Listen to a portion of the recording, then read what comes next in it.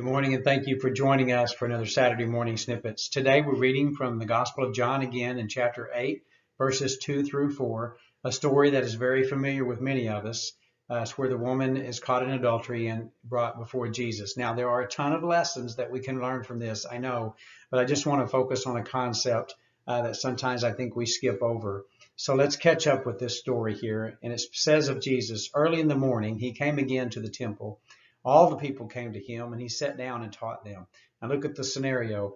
Many people have come to listen to Jesus. All eyes are turned upon him as he teaches. And it's in the middle of this, where anything that happens around Jesus, everyone will see what happens. And so now it says, continuing, the scribes and the Pharisees brought a woman who had been caught in adultery, and placing her in the midst, they said to him, Teacher, this woman has been caught in the act of adultery.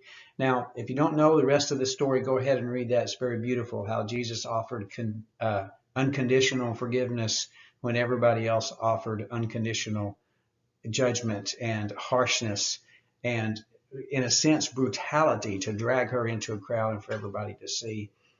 And, that just lets us know that how we handle the private sins of others really speaks volumes to our Christian maturity.